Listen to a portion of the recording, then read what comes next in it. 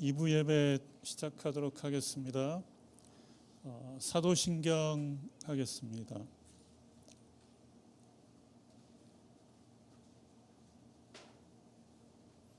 시작. 전능하사 천지를 만드신 하나님 아버지를 내가 믿사오며 그 외아들 우리 주 예수 그리스도를 믿사오니 이는 성령으로 잉태하사 동정녀 마리아에게 나시고 본디오 빌라도에게 고난을 받으사 십자가에 못 박혀 죽으시고 장사한 지 사흘 만에 죽은 자 가운데서 다시 살아나시며 하늘에 오르사 전능하신 하나님 우편에 앉아 계시다가 저리로서 산자와 죽은 자를 심판하러 오시리라. 성령을 믿사오며 거룩한 공회와 성도가 서로 교통하는 것과 죄를 사하여 주시는 것과 몸이 다시 사는 것과 영원히 사는 것을 믿사옵나이다. 아멘. 다 같이 찬송가 38장 부르겠습니다.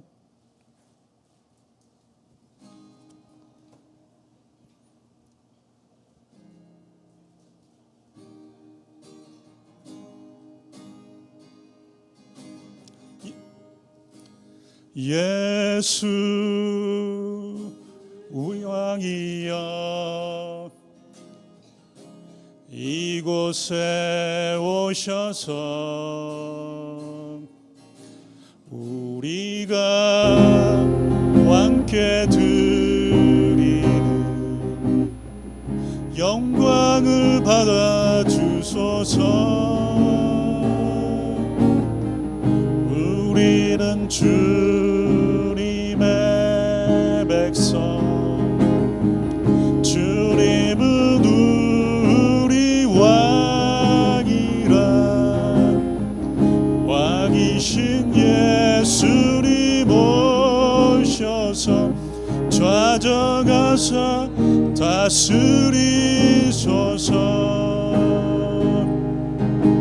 예수 주시여 이곳에 오셔서 우리가 주께 드리는 찬양을 받아 주소서. 우리는 주님의 종들, 주님은 우리 주시라. 주 대신 예수님 오셔서 이 찬양을 받아주소서.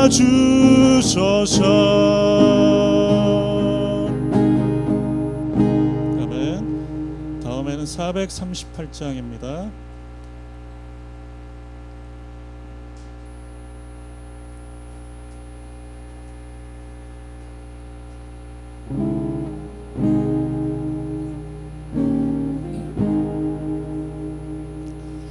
내 영혼이 온총 입어 중한 죄짐 벗고 보니 슬픔 많은 이 세상도 천국으로 화하도다. 할렐루야 찬양하세.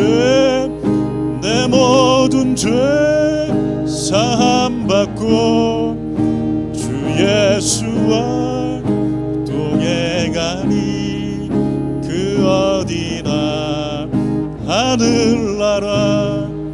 주의 얼굴 뵙기 전에 멀리 뵈던 하늘나라 내 맘속에 이루어지니 날로 가깝도다. 할렐루야 찬양하세. 내 모든 죄 사함받고 주 예수와 행하니 그 어디나 하늘나라 높은 산이 거친 들이 조막이나 궁궐이나 내 주 예수 모신 곳이 그 어디나 하늘나라 할렐루야 찬양하세 내 모든 죄 사함받고 주 예수와 동행하니 그 어디나 하늘나라.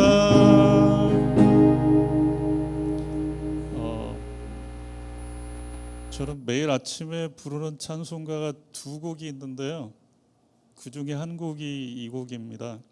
근데 제가 부르는 이 찬송 중에서 이 3절 찬송을 부를 때마다 하루를 시작할 때 오늘도 쉽지 않은 하루를 살 텐데 하면서 그 3절 찬송을 부를 때 참 은혜가 많이 되거든요.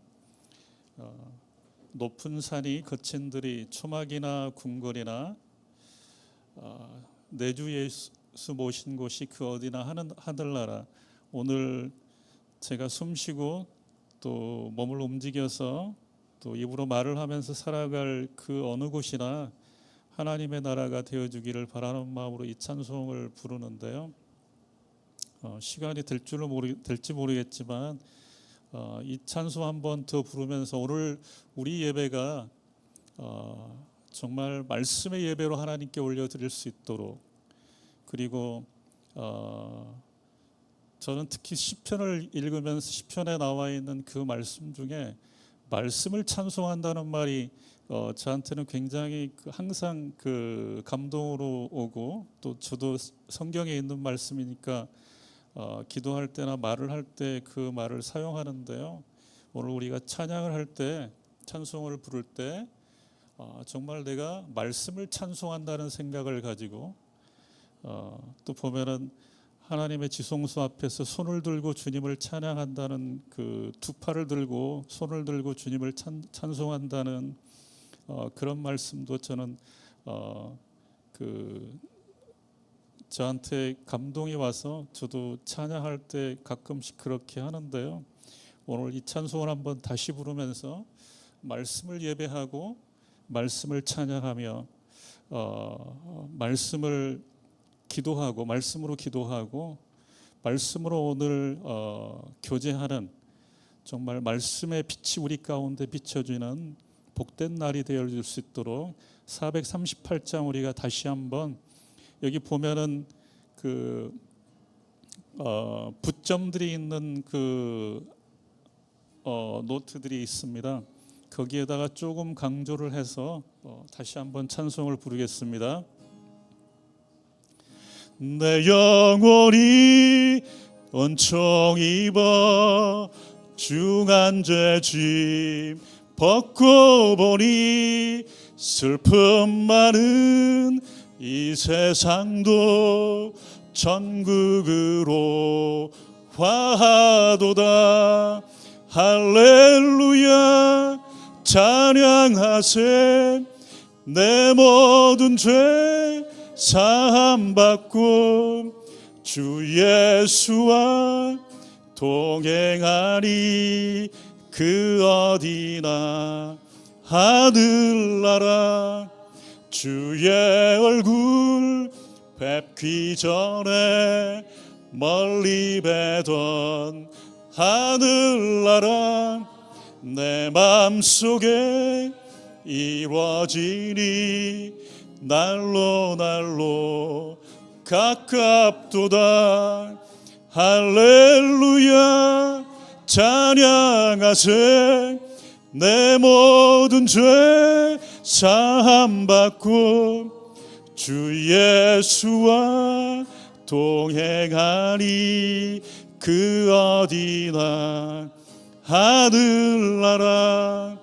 높은 산이 거친 들이 조막이나 궁궐이나 내 주 예수 모신 곳이 그 어디나 하늘나라 할렐루야 찬양하세 내 모든 죄 사함받고 주 예수와 동행하리 그 어디나 하늘나라.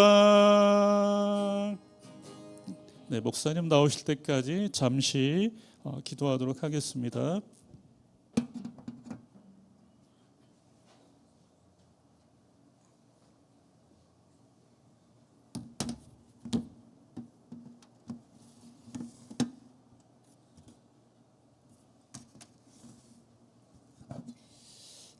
감사드리며 예수님 이름으로 기도합니다. 아멘. 오늘 하나님 말씀은 고린도전서 3장 18절에서 23절까지 살펴보도록 하겠습니다. 고린도전서 3장 18절에서 23절 말씀 제가 읽도록 하겠습니다. 아무도 자신을 속이지 말라. 너희 중에 누구든지 이 세상에서 지혜 있는 줄로 생각하거든 어리석은 자가 되라. 그리하여야 지혜로운 자가 되리라. 이 세상 지혜는 하나님께 어리석은 것이니 기록된 바 하나님은 지혜 있는 자들로 하여금 자기 꾀에 빠지게 하시느니라 하였고 또 주께서 지혜 있는 자들의 생각을 헛것으로 아신다 하셨느니라. 그런즉 누구든지 사람을 자랑하지 말라. 만물이 다 너희 것임이라. 바울이나 아볼로나 게바나 세계나 생명이나 사망이나 지금 것이나 장래 것이나 다 너희 것이요 너희는 그리스도의 것이요 그리스도인은 하나님의 것이니라. 오늘 우리 3장을 마무리하도록 하겠습니다. 이게 첫 장부터 지금까지 이제 사도 바울이 고린도 교회가 처했던 여러 가지 문제 중에 이제 첫 번째 문제, 그러니까 이 고린도 교회 공동체를 갈라놓고 있던 그 파당의 문제를 이 세 장 동안 굉장히 집요하게 파고들었어요. 나는 바울에게 속했다, 나는 아볼로에게다, 나는 게바에게다, 막 이렇게 하면서 서로 외치면서 서로 적대시하고 배격했던 그 고린도 교회의 이제 문제를 정면 돌파하고 있는 겁니다. 1장과 2장에서 바울은 이 분열의 뿌리가 세상의 지혜와 하나님의 지혜를 혼동하는 데 있다라고 이제 드러냈고요. 3장 전반부에서는 이제 사역자가 결코 영웅이 아니다, 하나님의 도구일 뿐이다라고 선언을 했고요. 그리고 지난 시간에 우리는 하나님의 성전인 교회를 더럽히는, 파괴한다라는 단어를 썼죠. 더럽히는 자에게 임할 하나님의 엄중한 심판, 그것도 파괴한다라는 단어예요. 이제 그 메시지를 우리가 살펴보았습니다. 오늘 우리가 읽은 18절부터 23절은 이제 이 긴 여정의 어떤 마침표를 찍는 결론이다라고 우리가 볼 수 있고요. 이제 이 파당이라고 하는 그 어떤 좁은 골목에서 빠져나와서 이제 성도들을 위해 예비하신 그 좀 하나님의 광활한 축복을 바라보도록 지금 이제 가르침을 주고 있다라고 볼 수가 있습니다. 그러니까 한 주간 제가 이 본문을 계속 묵상하면서 이제 머릿속을 떠나지 않던 한자 그 사자성어가 하나 있어요. 그게 소탐대실입니다. 소탐대실. 무슨 말이죠? 작은 것을 탐하다가 정작 소중하고 거대한 것을 잃어버린다라는 거죠.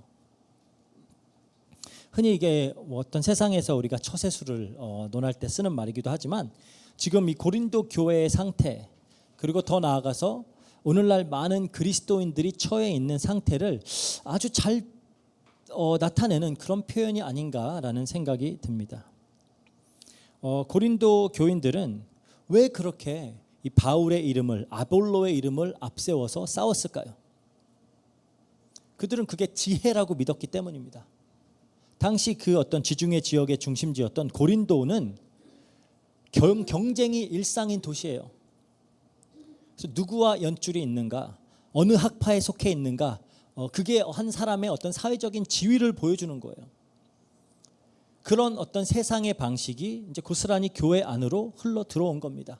그래서 더 탁월한 교사의 이름을 내세워서 나의 영적 수준을 과시하려고 하는 거예요. 더 훌륭한 지도자의 후광을 빌려서 나의 가치를 증명받으려고 하는 겁니다. 그게 어떻게 보면 그들이 탐했던 작은 것이에요. 조금의 어떤 영적 우월감을 챙기기 위해서 그들은 하나님의 성전인 공동체를, 교회 공동체를 갈기갈기 찢어놓고 있었던 거예요. 그러니까 정말 얼마나 큰 것을 그렇게 하는 게 자기네 눈에는 그게 더 지혜로운 것이라고 판단을 했던 겁니다. 이렇게 하는 게 세상에서 지혜로운 거니까 교회 안에서도 이게 지혜로운 거겠지. 문제는 그 상대적인 우월감이라는 그 작은 것을 탐하는 동안 얼마나 큰 걸 놓치고 있었는지 그거를 전혀 깨닫지 못하고 있었던 거예요. 그래서 바울은 오늘 본문을 통해서 정말 우리가 상상조차 할 수 없을 정도로 큰 그 성도에게 주어진 축복이 무엇인지를 보여주고 있습니다. 이 본문을 통해서 우리가 살펴볼 그 고린도 교회의 어리석음은 지금까지 우리가 공부해온 그런 내용이 늘 그랬듯이 단순히 고린도 교회만의 문제가 아니에요. 안타깝지만 지금 오늘날까지도 반복되어지고 있는 그런 문제입니다. 그러니까 형태만 다를 뿐 막 편을 나누어서 내가 남보다 더 나음을 증명하고자 하는 그 본능은 우리 안에 여전히 살아 있어요. 그리고 그렇게 하기 위해서 붙들고 있는 그 무언가 때문에 지금 우리에게 하나님께서 예비하신 훨씬 더 크고 영광스러운 축복을 놓치고 있는 건 아닌가. 우리가 이제 그 생각을 좀 해봤으면 좋겠습니다. 그리고 우리는 어떻게 하면 그렇다면 이 영적 어떤 소탐 대실에 악순환을 어떻게 하면 끊어낼 수 있을까? 우리가 오늘 본문을 통해서 이 질문에 대한 해답을 좀 찾아보려고 합니다. 18절에 아무도 자신을 속이지 말라. 너희 중에 누구든지 이 세상에서 지혜 있는 줄로 생각하거든 어리석은 자가 되라. 그리하여야 지혜로운 자가 되리라. 그래요. 그러니까 바울의 첫 마디가 자신을 속이지 말라. 자신을 속이지 말라. 그래서 속이다라는 이제 단어가 엑스파타오라고 하는 그 단어인데 이건 그냥 단순히 좀 착각을 한다라는 그게 아니라 완전 철저하게 속아서 넘어간다라는 그런 의미를 담고 있는 말입니다. 그러니까 지금 고린도 교인들은 어떤 외부의 유혹에 속고 있는 것이 아니라 지금 자기 자신의 어떤 교만과 어떤 헛된 지혜에 빠져가지고 스스로를 기만하고 있었던 거예요. 그러니까 파당을 짓고 어떤 그 교사, 사도의 어떤 이름을 브랜드로 삼는 그 행위 자체가 지혜로운 일이라고 굳게 믿고 있었어요. 이게 자기 기만의 무서운 점입니다. 틀린 길을 가면서도 옳은 길을 가고 있다라고 착각을 해요. 눈이 멀었는데 잘 보고 있다라고 생각을 하는 겁니다. 그래서 바울이 먼저 네가 지혜롭다라고 하는 그 전제부터 의심하고 깨트리라는 겁니다. 그거부터 도전을 하고 있는 거예요. 그렇다면 왜 이 고린도 교인들은 파당을 지으면서 스스로를 지혜롭다라고 착각을 했을까요? 왜냐하면 세상의 기준으로 보면은 그들의 행동은 충분히 합리적이었어요. 세상의 기준으로는 합리적이에요. 더 탁월한 교사를 알아보는 안목, 그렇죠? 그리고 나에게 더 유익한 편에 서는 그 판단력, 이 세상이 말하는 어떤 지혜로운 사람의 전형적인 모습이죠. 그 좋은 안목을 가지고 좋은 판단을 할 수 있어야죠. 이 고린도라는 도시에서 평생 그렇게 살아왔던 그 이들에게 이 기준은 너무나 자연스러운 기준입니다. 문제는 그 기준을 가지고 교회 안으로 가지고 들어왔다라는 거예요. 세상의 방식으로 하나님의 성전을 운영하려고 하는 겁니다. 그렇다면 이 문제에 대해서 바울이 제시하는 해결책은 뭐죠? 이 세상에서 지혜 있는 줄로 생각하거든 어리석은 자가 되라 그래요. 그러니까 더 나은 지혜를 추구하라라고 하는 것도 아니고 지금의 지혜를 잘 다듬어서 좀 좋게 만들어라고 하는 것도 아닙니다. 어리석은 자가 되라 그래요. 그냥 어리석은 자가 되라. 그러니까 참된 지혜에 이르는 유일한 길은 먼저 하나님 앞에서 자기 자신이 철저히 미련한 자임을 인정하는 겁니다. 우리가 지적인 어떤 파산 선고라고 할 수 있어요. 나는 그러니까 나의 어떤 것은 다 파산됐다라는 거죠. 거기에서부터 시작을 하는 겁니다. 이건 사실 1장부터 계속 이어왔던 어떤 그 논의를 이제 어떤 실천적인 명령으로 이렇게 귀결시키는 거다라고도 볼 수 있어요. 고린도전서 1장 18절에 그랬죠. 그 십자가의 도가 멸망하는 자들에겐 미련한 것이요 구원을 받는 우리에겐 하나님의 능력이라. 이걸 계속 가르쳐 왔기 때문에 이제 이거를 어떤 실천적인 명령으로 바꿔 나가는 겁니다. 어리석은 자가 되라. 그러니까 왜냐하면 그리스도의 십자가는 이 세상의 지혜 체계 안에서는 어리석음으로 분류가 돼요. 그렇죠? 강한 자가 약한 자를 지배하는 것이 세상의 논리인데 하나님의 아들이 십자가에서 죽으신다라는 것은 그 세상의 논리로는 이해할 수 없는 일입니다. 그런데 바울은 바로 그 어리석음 속에 하나님의 능력과 지혜가 있다라고 지금 선언을 하고 있는 거예요. 그러니까 이 어리석음을 기꺼이 수용해라. 이게 이제 지성을 포기하라는 게 아닙니다. 멍청해져라라는 얘기가 아니고 내가 지혜롭다라고 여기는 그 자기 교만을 십자가에 못 박으라는 거예요. 왜 그래야 하냐? 이 인간의 타락이 그 어떤 도덕적인 영역에만 머물지 않습니다. 우리의 지성까지 깊숙이 파고들어서 영향을 미치고 있어요. 그래서 성경에 보면 그러죠. 로마서 1장 22절에 스스로 지혜 있다 하나 어리석게 돼요. 이 상태에서 스스로를 지혜롭다라고 믿는다면 우리는 결코 하나님의 지혜이신 그 그리스도를 붙들 수가 없습니다. 그래서 이 명령을 주는 거고요. 이어서 우리가 19절, 20절 한번 볼게요. 이 세상 지혜는 하나님께 어리석은 것이니 기록된 바 하나님은 지혜 있는 자들로 하여금 자기 꾀에 빠지게 하시느니라 하였고 또 주께서 지혜 있는 자들의 생각을 헛것으로 하신다 하였느니라 그래요. 그러니까 이제 지금 구약의 두 구절을 인용을 하고 있는 겁니다. 기록된 바 그러죠. 그러니까 신약뿐 아니라 성경 전체가 이미 이 진리를 말해 왔다라는 거예요. 그러니까 지혜 있는 자들로 하여금 자기 꾀에 빠지게 하시느니라. 이거는 욥기서 5장 13절을 인용한 거고요. 여기서 꾀라고 번역된 단어가 파누르기아라고 하는 헬라어 단어인데 어떤 교묘한 술책, 어떤 자신의 이익을 위해서 치밀하게 계산된 그런 어떤 영리한 행동들 이런 것들을 말하는 거예요. 그러니까 고린도 교회의 파당 행위가 바로 정확히 이거였다는 거예요. 교묘하게 계산을 했던 겁니다. 어느 편이 더 유리한가? 누구의 편에 서야 내 이름이 더 값어치가 있어지는가? 그렇게 막 편 가르고 막 선택하고 하다가 자기 꾀에 자기가 빠져버린다라는 거예요. 그러니까 교회에서 편을 나누어서 무엇인가를 얻는다라고 생각을 했는데 오히려 그게 하나님의 성전을 더럽히는 그런 죄를 짓고 있게 됐다라는 겁니다. 또 두 번째로 주께서 지혜 있는 자들의 생각을 헛것으로 하신다 그러죠. 이게 이제 시편 94편 11절을 인용한 말씀인데 여기서 헛것이라고 번역된 단어가 이거 이제 시편이니까 히브리어잖아요. 헤벨이라고 하는 단어입니다. 헤벨은 뭐냐? 전도서에서 전도자가 헛되니 모든 것이 헛되다. 그게 헤벨이에요. 이 정확한 의미는 약간 수증기 같은 겁니다. 뭔가 있는 것 같지만 없는. 그러니까 아무리 쌓아도 이렇게 손에 잡히는 거 없는 어떤 그런 공허함. 바람을 잡으려고 하는 것과 같다 그렇잖아요. 바람이 어디선가 오는 것 같고 어디로 가는 것 같은데 잡으려고 하면 잡히지가 않아요. 그것이 헛된 것이다라는 거죠. 그러니까 지혜 있는 자들의 생각 그것이 그렇게 헛된 것이다. 아무것도 아니다라고 말하는 거예요. 그거를 보니까 본문에 하나님이 아신다 그래요. 하나님은 처음부터 알고 계셨던 거예요. 고린도 교인들이 이 파당을 통해서 얻고자 한 그것이 얼마나 공허한 것인지 하나님은 이미 다 알고 있었습니다. 그토록 열심히 쌓아 올리는 그게 결국 바람을 잡으려고 하는 것과 다르지 않다라는 거예요. 그걸 하나님이 이미 알고 계셨다 그러는 거죠. 그러니까 바울이 이 두 말씀을 인용을 해갖고 정말 하고자 하는 말은 뭐냐? 세상의 지혜는 그냥 단순히 부족한 게 아니라 아예 방향 자체가 틀렸다라는 거예요. 방향 자체가 틀렸어요. 뭔가 우리가 수정하고 다듬어서 쓸 수 있는 그런 게 아닙니다. 근본적으로 내려놔야 되는 거예요.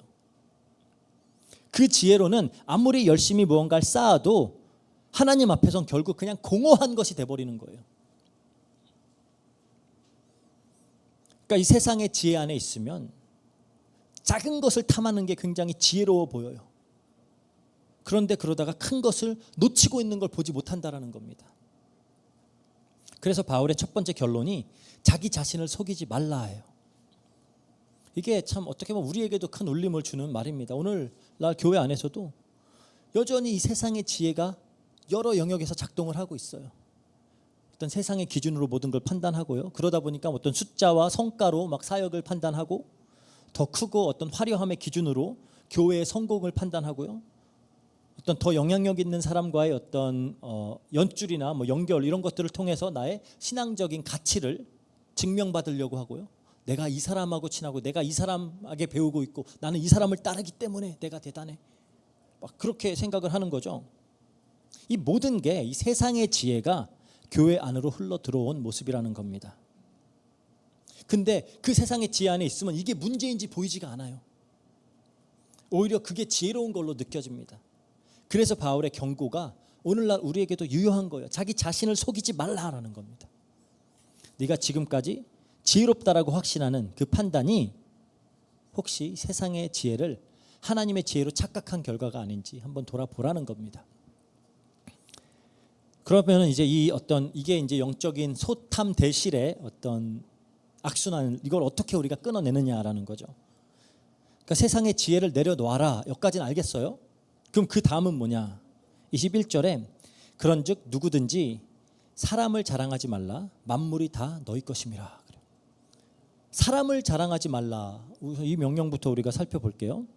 이건 이제 1장 31절에 자랑하는 자는 주 안에서 자랑하라라는 어떤 그 명령의 또 어떤 사실적인 실천이라고 볼 수가 있죠. 그러니까 이게 굉장히 흥미로운 사실이 바울이 이 파당의 문제의 본질을 사람을 자랑하는 것에서 지금 찾고 있다라는 겁니다. 사람 자랑이 왜 문제인데요? 하나님께 돌아가야 될 영광을 사람에게 돌리는 거예요. 바울을 자랑하고 아볼로를 자랑하고 게바를 자랑하고 그리고 궁극적으로 그 이름들을 통해서 내 자신을 높이고 자랑하는 것. 그러니까 겉으로 봤을 때는 훌륭한 교사를 존중하고 따르는 것처럼 보이지만 그 이면에는 그들의 이름을 빌려서 나를 높이고자 하는 그 욕망이 있었던 겁니다. 그런데 바로 그 다음에 이제 바울이 꺼내는 말이 이제 어떻게 보면 오늘 말씀의 전체의 어떤 핵심 문장이라고 할 수 있어요. 만물이 다 너희 것임이라. 오늘 말씀 제목이 만물이 다 너희 것임이라입니다. 여기서는 이제 여기서 드디어 이 고린도 교인들의 어떤 소탐 대실의 실체가 이제 드러나는 거예요. 이 사람들은 계속 바울, 아볼로, 게바 이 사람들을 자신의 어떤 전유물로 삼으려고 하는 겁니다. 자기 자신들의 어떤 교사가 더 우월함을 증명해서 내가 더 괜찮다라는 걸 증명해야 되기 때문에 다른 교사들을 아마 깎아내렸어야 했을 거예요. 그래서 나는 우리 교회를 세운 우리 바울 선생님의 가르침만을 받아. 그러고요. 어떤 사람들은 아니 나는 이 냉철한 논리와 뛰어난 언변을 가진 이 아볼로의 말만 들어.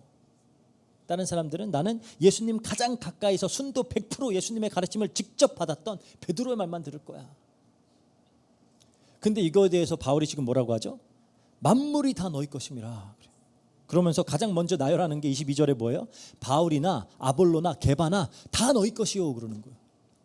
이게 무슨 말이죠? 바울도 너희 거고 아볼로도 너희 거고 게바도 너희 건데 다 가질 수 있는데 왜 하나만 갖고 갖겠다고 싸우는 거냐라는 거예요. 마치 이런 거예요. 예수님의 생애에 대해서 우리가 예수님의 생애와 그 가르침에 대해서 알고 싶으면은 마태의 글도 읽고 마가의 글도 읽고 누가의 글도 읽고 요한의 글도 다 읽으면은 훨씬 더 풍성한 가르침을 받을 수 있는데 아니 나는 마태복음만 읽어. 아니 나는 요한복음만 읽을 거야. 이거와 똑같은 거예요. 얼마나 어리석습니까? 다 읽으면은 그만큼 더 풍성하게 우리가 예수님에 대해 알 수 있는데 뭐 성경을 읽을 때도 나는 모세의 글만 읽고 아니 다윗의 시만 읽고 아니 선지자들의 글만 읽고 바울의 글만 읽고 요한의 글만 읽고 모든 저자들을 통해서 하나님은 풍성하게 자기 자신의 뜻과 계획을 계시하고 계시는데 나는 모세만 볼 거야. 다른 사람들은 가치 없어. 얼마나 큰 축복을 차버리는 거예요. 바울도 아볼로도 베드로도 다 교회를 위한 하나님의 선물입니다. 바울을 통해서 어떤 이방인을 구원하시고자 하는 하나님의 계획을 배우고 아볼로를 통해서 하나님의 말씀이 얼마나 논리 정연하고 풍성한 지혜를 주는지 배우고 또 베드로를 통해서 정말 피부에 와닿는 듯한 그런 예수님의 이야기를 듣고 하면 얼마나 좋아요. 지금도 마찬가지입니다. 그래서 여러분들도 그냥 저의 가르침만 받지 마세요. 얼마나 훌륭한 목사님들, 뭐 신학자들, 저자들, 신앙서적 저작들 많습니까? 하나님께서 여러 종들을 세우셔서 굉장히 깊고도 풍성한 그 가르침을 주시기를 원하는데 그리고 굉장히 어리석게 이제 하는 거죠. 그러니까 마치 막 사내 진미가 풍성하게 차려진 그런 뷔페 식당에서 밥하고 김치만 먹는 거랑 똑같은 거예요. 너무 억울하잖아요, 그렇게 하면. 물론 이 말을 오해하시면 안 됩니다. 어떤 교회에 적을 두지 않고 그냥 더 좋은 교회, 그냥 더 좋은 교사 찾아서 막 떠돌이 생활하라는 얘기가 아닙니다. 보면은 뭐 주일날 막 교회 예배도 참석하지 않고 컴퓨터로 그냥 어디 좋은 목사님 메시지 들으면 되지 그렇게 하는 사람들이 있는데 이 본문도 그렇고요. 본문도 고린도 교회라고 하는 그런 개교회의 맥락 안에서 주어지는 이야기고요. 신약 성경에는 모든 어떤 신앙생활과 관련된 모든 충고들과 명령들은 다 지역 교회라는 맥락 안에서의 신앙생활 거기에서 주어지는 명령들이에요. 그러니까 우리가 이런 것들을 딱 무시해버리고 그럼 뭐 아무나 막 좋은 그냥 찾아서 들으면 되겠네 그 얘기가 아니라 사실 이 신약 성경을 보면은 어떤 지역 교회라는 맥락 밖에서 이루어지는 신앙생활이라는 건 없어요. 그래서 우리가 이제 우리 어떤 교회에 대해서 우리의 교회의 어떤 정체성을 이야기할 때 첫 번째 우리가 커버넌탈이라 그러죠. 언약, 그렇죠? 하나님의 언약, 그리스도라는 렌즈로 성경 전체를 이해하고 보고 우리가 컨페셔널이라고 그랬어요. 그게 신앙 우리가 전통적으로 계속 가져왔던 그 신앙의 고백들 그 어떤 땅 위에 우리가 든든하게 선다라는 겁니다. 그러니까 그것과 다른 고백들 하지 않아요. 그리고 그러니까 캐톨리시티라 그러죠. 보편 교회. 하나님께서 지금까지 역사하셨던 이 보편 교회의 이 역사 안에서 우리 자신을 보는 거예요. 그러니까 이것들을 다 벗어나가지고 지금까지 교회와 지금까지 하나님께서 교회를 통해서 하신 일들이 있고 그 교회를 통해서 나타난 그 발전되어 왔던 신앙 고백들이 있는데 그걸 다 벗어나가지고 우리는 우리만 이런 고백을 가지고 있고 우리만 특별하고 그거 되게 굉장히 잘못된 거예요. 그리고 나중에 마지막 하나가 churched라고 하는 단어입니다. churched 교회의 맥락 안에서 우리의 신앙생활과 우리의 성숙은 다 이루어지는 거예요. 그래서 뭐 혹시라도 막 누가 물어본다. 어떤 교회야 물어보면은 그 네 가지 C를 얘기하시면 돼요. Covenantal, Confessional, 그리고 Catholic, 그러니까 로마 카톨릭 얘기하는 거 아닙니다. 그리고 Churched 이렇게 얘기하면 돼요. 그렇게 그래서 우리가 이제 이런 어떤 가르침도 오해하고 들으시면 안 됩니다. 근데 이제 굉장히 또 이제 흥미로운 사실이 있어요. 이 만물 안에 그러니까 만물이 다 너희 것이라 그랬는데 여러 교사들뿐만 아니라 세계나 생명이나 사망이나 지금 것이나 장래 것까지 다 포함이 돼 있어요. 다 너 거야 이러는 거예요. 이 모든 것이 다 성도의 것이다라는 겁니다. 그게 무슨 말일까요? 교사 3명을 이야기를 하다가 갑자기 온 세계와 생명과 사망과 이 시간 전체로 확장이 되어지는 거죠. 그러니까 성도에게 주어진 건 단순히 좋은 교사 몇 명이 아니라는 겁니다. 이 세계가 모든 시간이 심지어 죽음까지도 다 성도를 위해 존재한다라는 거예요. 이게 우리 어떤 개혁주의 신학의 어떤 핵심 교리 중에 하나인 성도의 견인이라는 교리입니다. 성도의 견인. 이게 우리는 종종 이 교리를 굉장히 그냥 구원을 단순히 읽지 않는다라는 굉장히 소극적인 의미로 받아들일 때가 있는데 물론 그것도 맞아요. 절대 우리의 구원은 잃지 않습니다. 하지만 바울이 여기서 말하고자 하는 건 훨씬 그걸 넘어서는 겁니다. 생명도 사망도 지금 것도 장래 것도 이 모든 것이 하나님의 섭리 안에서 성도의 유익을 위해서 작용하고 있다라는 굉장히 적극적인 그런 선언이에요. 그래서 이제 웨스트민스터 신앙고백서 17장에 보면은 이제 성도의 견인에 대해서 얘기하면서 그 근거가 뭐냐? 성도의 견인의 근거, 하나님께서 당신의 백성들을 놓치지 않고 끝까지 그들의 유익을 위해서 끌고 가셔서 거룩하고 흠이 없는 자로 만드신다라고 하잖아요. 성경은 그 근거가 뭐냐? 하나님의 불변하는 선택, 그리스도의 공로와 중보, 그리고 성령의 내주하심, 이게 근거예요. 그러니까 성도의 어떤 견인은 성도 자신의 능력과 의지로 되어지는 것이 아니고 그 삼위 하나님께서 성도를 붙드시고 놓지 않으신다라는 겁니다. 그래서 바울이 이걸 어떻게 설명하죠? 로마서 8장 28절에 지금 가은이가 계속 로마서 8장 전체를 외우고 있어가지고 이거를 하루도 몇 번씩 계속 제가 들어야 돼요. 저한테 체크를 받기 때문에 우리가 알거니와 하나님을 사랑하는 자 곧 그의 뜻대로 부르심을 입은 자들에게는 모든 것이 합력하여 선을 이루느니라. 이 이야기예요. 근데 여기서 우리가 기억해야 될 사실은 모든 것을 말할 때 이게 좋은 것들만 말하는 게 아닙니다. 어떤 고통과 실패와 상실과 심지어 죽음까지도 그리스도 안에 있는 성도들에게 모든 것이 다 합력하여서 선을 이룬다라는 거예요. 그래서 죽음조차 성도의 것이다라고 하는 겁니다. 그건 무슨 말일까요? 죽음은 우리가 지난주에 이제 부활 신앙 설명하면서 많이 얘기했죠. 죽음은 인간이 경험할 수 있는 어떻게 보면 가장 두려운 일이죠. 모든 것을 다 빼앗아가는 것처럼 보이는 그것이 우리 그리스도인들에게는 성도를 하나님께로 이끄는 문이에요.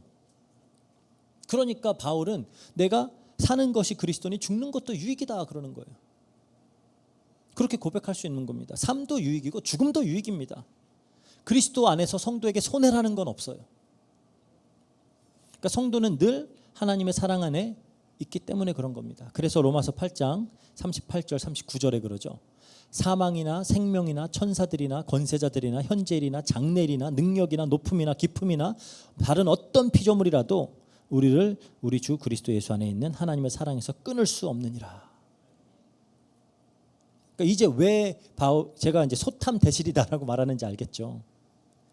고린도 교회 성도들이 이 자신들의 유익을 위해서 이 놓지 못하고 있던 그것 때문에 정말 비교할 수도 없을 만큼 큰 축복을 놓치고 있는 거예요.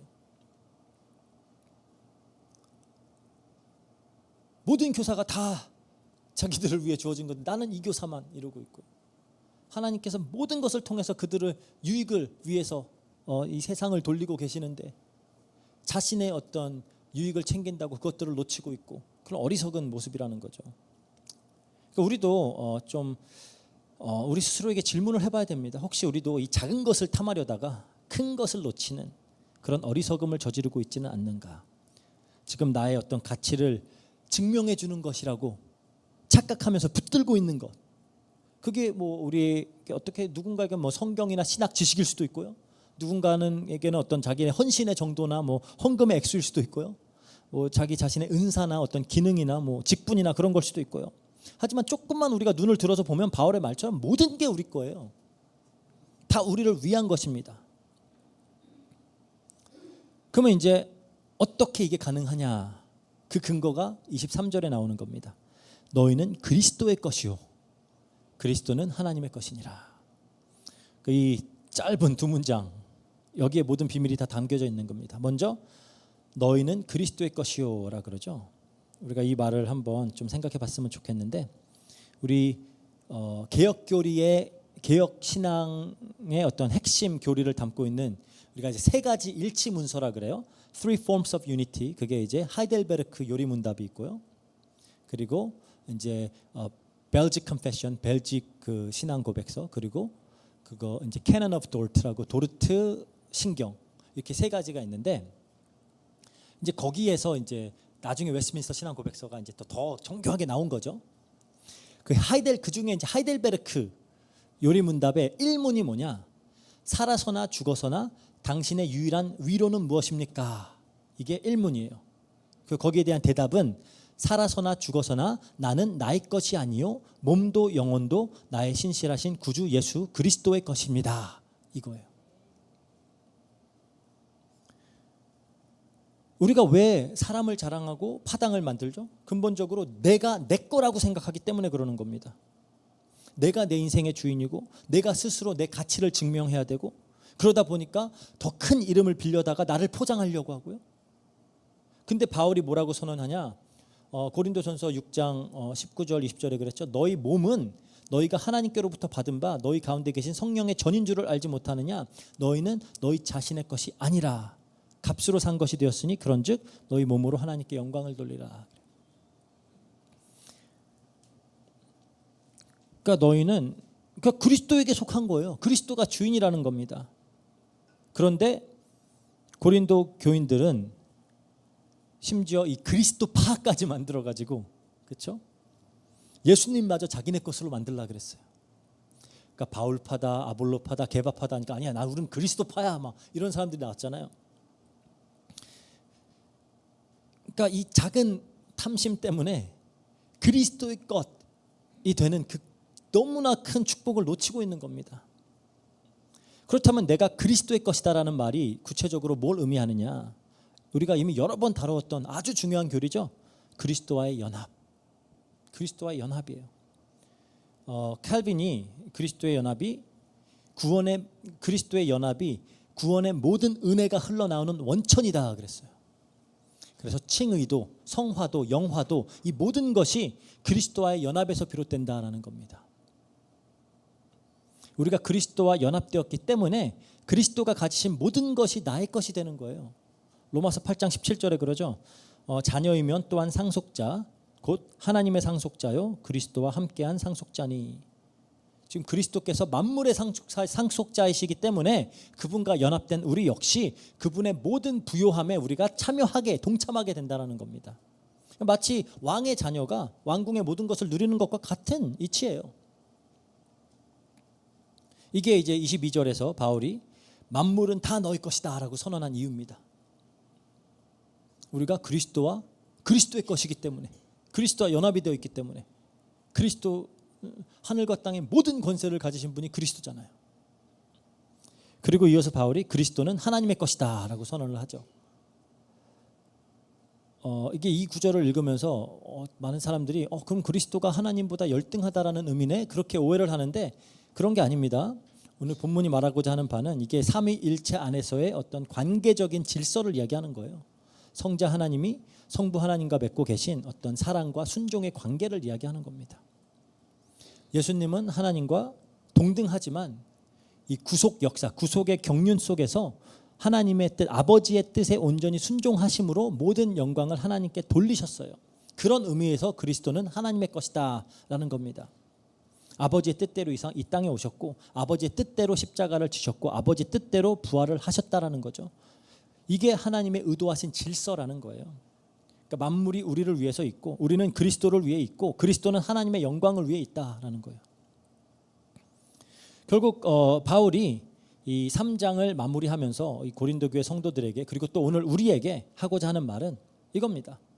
너희는 고작 바울이나 아볼로에게 속할 만큼 가벼운 존재가 아니라는 거예요. 그리스도의 것이고 하나님의 영광을 위해 창조된 고귀한 존재들이다라는 겁니다. 그렇기 때문에 모든 게 너희 것이다라는 거예요. 그런데 왜 이토록 영광스러운 신분을 망각을 하고 내 자랑, 내 영광이라고 하는 그 작은 욕심에 갇혀서 어마어마한 축복을 놓치고 있냐라는 거예요. 그러니까 말 그대로 소탐대실인 거죠. 하지만 이 복된 어떤 신분과 축복을 깨달을 때 그럴 때 이제 다툼이나 파당의 이유가 사라지는 겁니다. 바울도 아볼로도 게바도 다 경쟁의 대상이 아니라 다 나를 위한 선물이구나로 보이는 거예요. 이 세계도 생명도 사망도 지금껏 장래껏 다 두려움의 대상이 아니고 하나님의 섭리 안에서 나의 유익을 위해서 허락하시는 겁니다.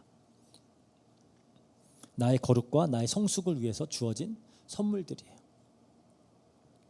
그래서 결론을 맺도록 하겠습니다. 오늘 말씀을 통해 우리 자신에게 좀 우리가 정직하게 물어봤으면 좋겠어요. 지금 나는 뭘 그토록 강하게 붙들고 있는가? 그리고 그것 때문에 정작 하나님이 주신 무엇을 놓치고 있는가? 그렇죠? 오늘 살펴본 고린도 교회의 모습이 사실 우리 모습입니다. 우리 거울이에요. 우린 살면서 참 많은 것들을 이제 손에 쥐려고 애를 쓰면서 살아가죠. 그게 이제 때때로는 누군가에게 인정받고 싶은 욕구일 수도 있고요. 내 자존심을 지켜줄 만한 어떤 성취나 소유일 수도 있고요.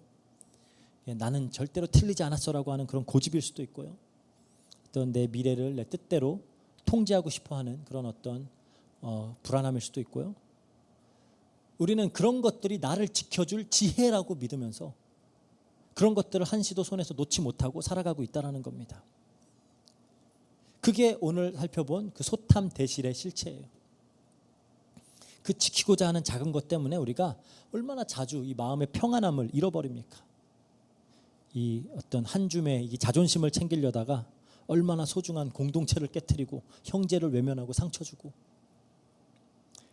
정작 하나님은 그리스도 안에서 온 우주를 다 우리에게 선물로 주셨는데 이 큰 축복을 놓치고 손에 쥐고 있는 작은 것을 빼앗기지 않으려고 막 바들바들 떨고 있는 거예요.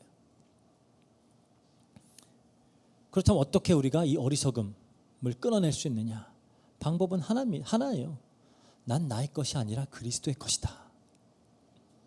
이 어떤 복된 소속감, 정체성, 이거를 회복하는 겁니다. 이제 내가 내 인생의 주인이 되어서 나를 증명하고 내 미래를 책임져야 한다라고 하는 그 어떤 무거운 짐을 내려놓아도 되는 거예요. 우리가 그리스도 안에 속해 있다라고 하는 말은 만물의 주인이신 그분이 우리의 모든 삶을 책임진다라는 뜻입니다. 그러니까 만물이 너의 것이다라고 할 때 우리가 세상 모든 것을 다 소유하고 가져야 된다라는 그런 의미가 아니죠. 그게 아니라 이 세상의 그 어떤 일도, 심지어 우리가 가장 두려워하는 실패나 뭐 질병이나 죽음마저도 그리스도 안에서는 결코 우리를 해칠 수 없다라는 거예요. 도리어 우리의 유익을 위해서 하나님께서 선용하시는 그런 도구들이 된다라는 하나님의 약속입니다. 그렇기 때문에 우리는 이 세상과는 다른 소망을 가지고 살아가는 거예요. 세상과는 다른 소망. 바울이 이렇게 말하죠. 고린도전서 15장 19절에 만일 그리스도 안에서 우리가 바라는 것이 다만 이 세상의 삶뿐이면 모든 사람 가운데 우리가 더욱 불쌍한 자니라 그래요. 더 나은 편에 속하고 더 큰 인정을 받고 더 안전한 미래를 손에 쥐고 그게 만약 우리 소망의 전부다, 그러면 이거야말로 가장 큰 소탐 대실이라는 겁니다. 그리스도 안에서 우리에게 주어진 만물을 우리가 유업으로 받는 그 상속권, 죽음마저도 축복이 되는 그 영원한 소망을 놓치는 거예요. 자, 가장 불쌍한 인간들이다라는 거예요. 바울이 얘기하는 게. 그러니까 우리는 우리의 신분을 알아야 돼요. 그냥 눈앞에 있는 그 고작 눈앞의 상황 때문에 일희일비하는 그렇게 가벼운 존재들이 아니다라는 겁니다. 우리는 그리스도의 피로 값주고 사신, 베드로는 그래요. 그의 소유된 백성이니 그게 우리예요. 만물을 다스리시는 하나님이 우리 아버지입니다. 그래서 우리가 이제는 불안해서 놓지 못하고 있는 그런 작은 집착들, 그런 걸 내려놓고 이제 우리 주님을 신뢰하면 되는 거예요. 그래서 이 소탐 대실의 이 어리석음을 넘어서 그리스도라고 하는 이 가장 큰 보화를 붙들고 그 안에서 이 만물의 부요함을 누리는 우리 로고스 교회 성도님들 되시기를 주의 이름으로 축복합니다. 기도하고 마치겠습니다. 사랑과 은혜가 풍성하신 하나님 감사합니다. 오늘 또 말씀을 통하여 우리에게 주어진 축복이 얼마나 크고 대단한지, 그럼에도 불구하고 또 우리가 얼마나 스스로를 속이면서 이 소탐 대실에 어떤 실수를 반복적으로 범하고 있는지를 다시 한번 깨닫게 허락하여 주시니 감사합니다. 이제 우리의 눈이 이 육신과 이 땅에 고정되어 있지 않도록 하여 주시고, 우리의 소망이 이 땅의 것에 있도록 하지 않아 주시고, 그리스도 안에서 모든 것이 주어졌다라는 이 약속을 우리가 믿음으로 붙들고 정말 우리의 소망을 위의 것들에 두고 살아가면서 정말 작은 것들 때문에 큰 축복을 놓치는 어리석음을 범하지 않을 수 있도록 주님께서 역사해 주세요. 감사드리며 모든 것 우리 주 예수 그리스도 이름으로 기도합니다. 아멘. 네, 광고 있습니다. 오늘 이제 대예배 마치고 오후 2시에 우리 데보라 선교사님 특별 이제 강의가 있습니다. 어떻게 보면은 또 우리 그 다루었던 내용과 조금 이렇게 연결이 될 수 있는 부분인 것 같아요. 염려와 걱정하는 부분들, 어떻게 하면 우리의 마음과 생각을 변화시켜야 되는지, 이제 그런 부분들에 대한 특강이 주어질 텐데 같이 남아서 또 같이 강의 들으면서 또 축복을 누리는 시간 되었으면 좋겠고요. 또 내일 그리고 내일 모레 이 안티폴로 그리고 캐존 지역에서 이 여름 성경학교 진행을 합니다. 내일은 이제 다한투보에서 팍세븐과 로나스와 이제 다한투보 아이들 다 모아서 그 지역에서 이제 여름 성경학교를 진행하고요. 그리고 그 다음 날 화요일 날은 엘도라도에서 이제 박홍신랑과 엘도라도 아이들이 함께 모여서 여름 성경학교를 진행을 하게 됩니다. 위에서 기도 부탁드리고요. 또 이제 우리 여름 학교라고 하는데 이제 학업 도움이에요. 우리 그 지역에 있는 아이들 좀 학업을 도우면서 그것을 통해서 이제 그들의 가정과 이 지역 사회를 우리가 조금 더 파고들고자 하는 건데 16일부터 이제 다한투보, 박웅신랑, 엘도라도 다 이제 시작을 합니다. 그래서 같이 기도해 주셔서 어떤 이런 작은 사역들로 보일 수 있지만 그런 것들을 통해 좀 현장에 이제 그런 많은 문들이 열리고 또 아이들뿐만 아니라 그 가정과 또 부모들과 그 주변의 이웃들까지 정말 복음을 듣고 또 하나님께로 돌아올 수 있는 역사 일어날 수 있도록 기도 부탁드립니다. 네, 이상입니다. 우리 주기도문하고 예배 마치도록 하겠습니다. 하늘에 계신 우리 아버지여, 이름이 거룩히 여김을 받으시오며 나라의 마옵시며 뜻이 하늘에서 이룬 것 같이 땅에서도 이루어지이다. 오늘날 우리에게 일용할 양식을 주옵시고 우리가 우리에게 죄진 자를 사하여 준 것 같이 우리 죄를 사하여 주옵시고 우리를 시험에 들게 하지 마옵시고 다만 악에서 구하옵소서.